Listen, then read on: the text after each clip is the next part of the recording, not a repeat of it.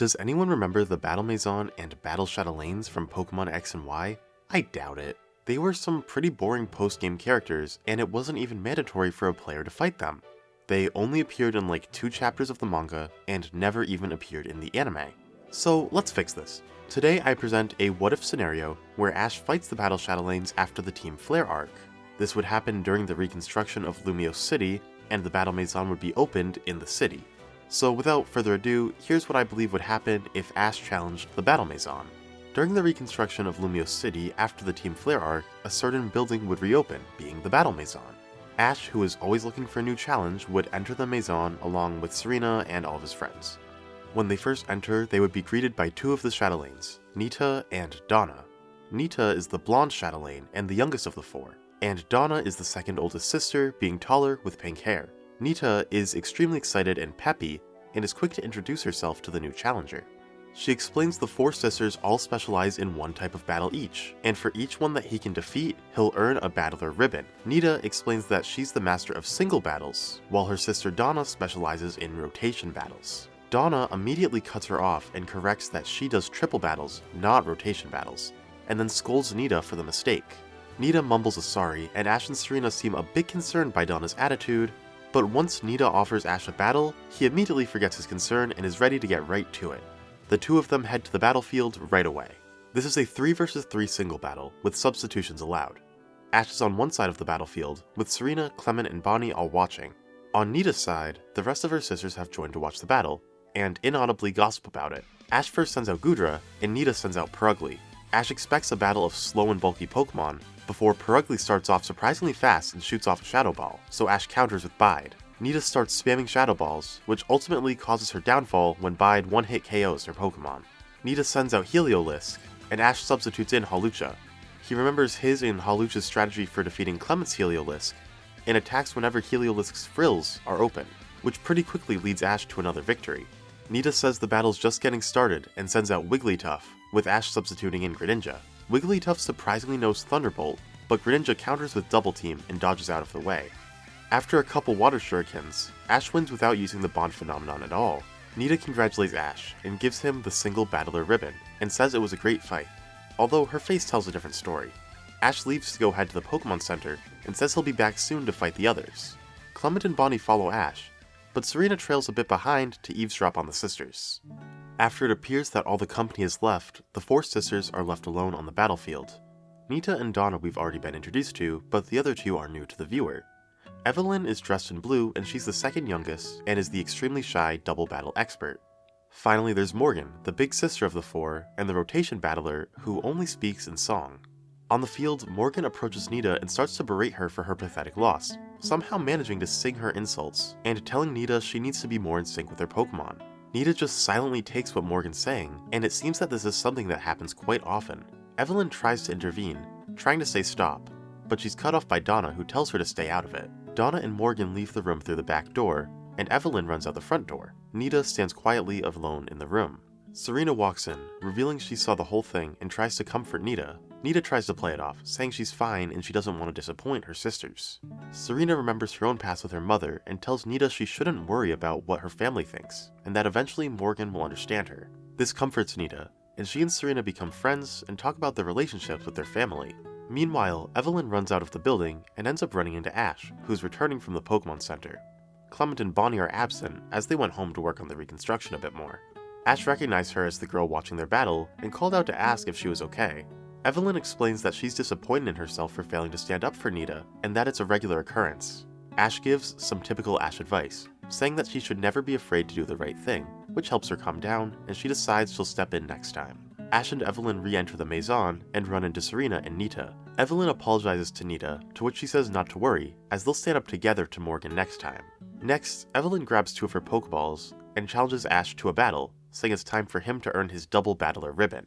The 2 enter the battlefield to start the 2 vs 2 double battle. Evelyn sends out Primeape and Pachirisu, and Ash uses Hawlucha and Noivern. Evelyn is much stronger than her sister before her and puts up much more of a fight. Noivern and Hawlucha are putting up a good offensive fight, whereas on Evelyn's side she's more strategic, using Primeape as her spear and Pachirisu as support, with moves like Light Screen. About halfway through the fight, Pachirisu aims a Thunderbolt at Noivern, but Hawlucha steps in to take the hit for his brother, and ends up becoming paralyzed. In retaliation, Noivern gets ready to fire off a boom burst that would cause massive damage to both opposing Pokemon, but Evelyn has Pachirisu use Follow Me, causing the move to be redirected and only hit Pachirisu, but that takes it out. While Primeape is distracted by watching the boom burst, Hawlucha sneaks in and hits an X-Scissor, critically hitting the opponent. This however has an inverse effect that they wanted, as Primeape's Anger Point ability kicks in, and it low kicks Hawlucha across the battlefield right into Noivern, harming both Pokemon. Ash's two Pokemon are very weak, and due to its paralysis, Hawlucha can hardly move and definitely can't fly. Ash commands for Noivern to take to the skies while carrying Hawlucha, so Noivern uses its last strength to fly up. From the sky, Hawlucha is able to use one final flying press, and it jumps off of Noivern. Noivern crashes into the ground and faints, but Hawlucha is able to successfully use Flying Press and knock out Primeape, barely winning Ash the ribbon. Noivern gives Hawlucha a high five, and Ash recalls them both to their Pokeballs so he can bring them to the Pokemon Center, not before thanking Evelyn for a great fight. While Ash heads to the Pokemon Center for the second time today, Serena stays at the Maison with Nita and Evelyn, offering to cook up some macarons for them for dessert. Donna returns to the Maison, bringing some ingredients home from a grocery store to make dinner. Donna and Evelyn discuss and decide to host Ash and his friends for dinner once they return. And Serena can make the macarons for everyone to eat for dinner. Nita helps out cooking, and the recipe calls for 2 eggs, but she accidentally only puts 1 in. Donna starts to yell at her, but Evelyn affirmatively steps in and tells her to stop. Donna shrugs it off, saying whatever, and Nita and Evelyn celebrate their small win.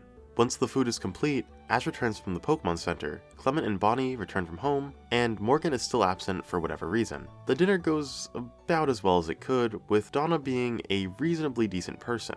After the meal, Ash is energized as ever and is ready for his 3rd battle of the day, challenging Donna to a triple battle.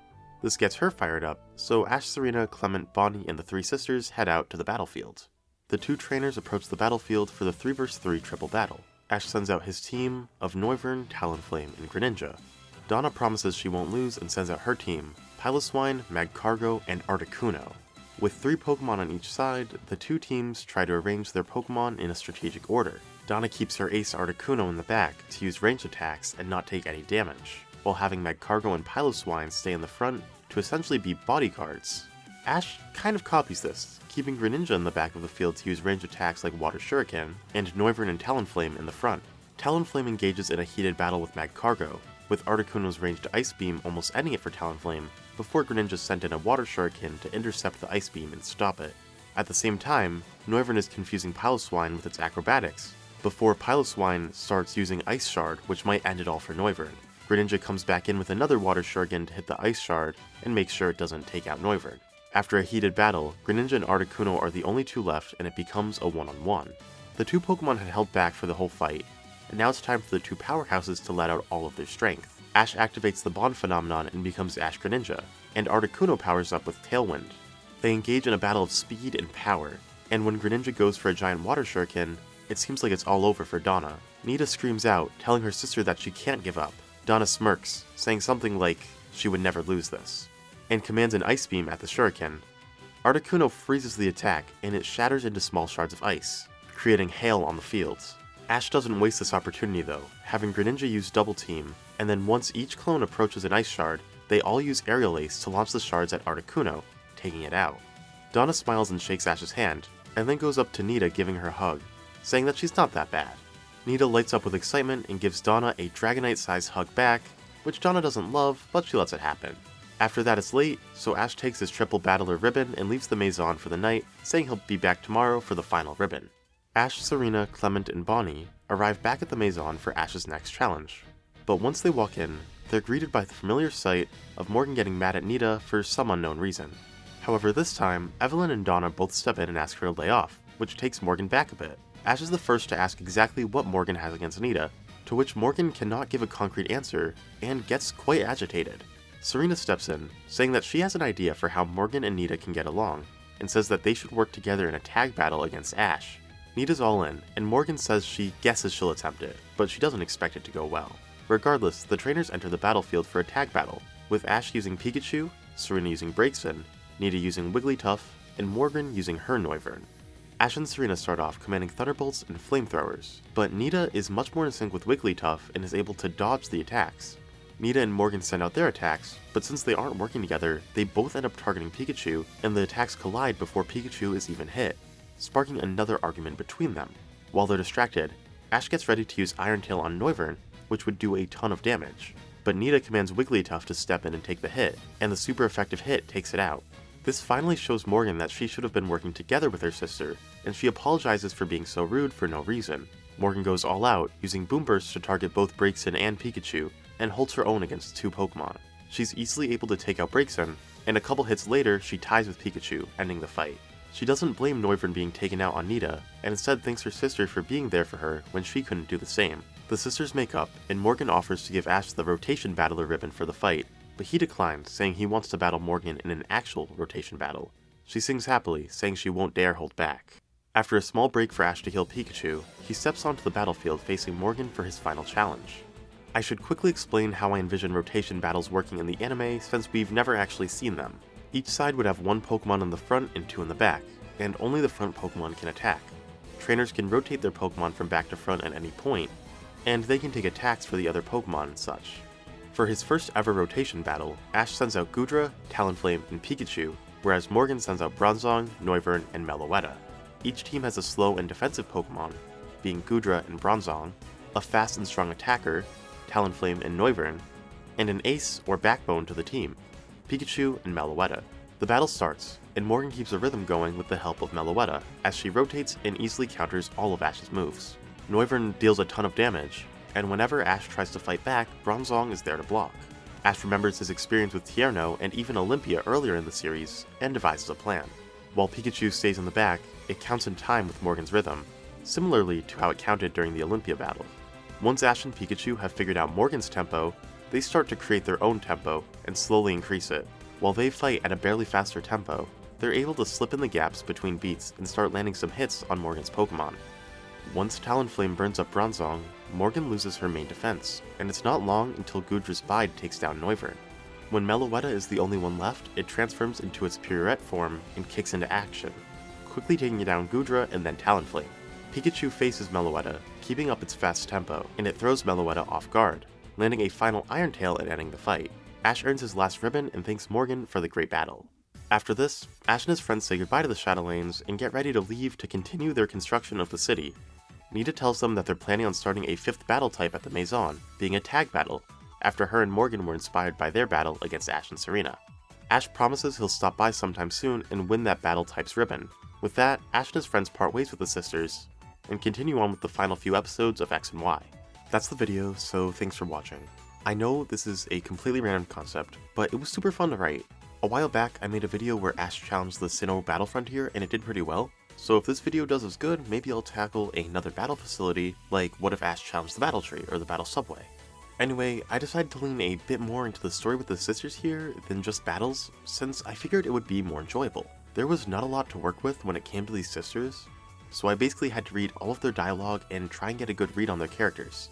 Literally, the only, lore we get with these characters in game is that Morgan likes to sing, and everyone hates Nita for some unexplained reason.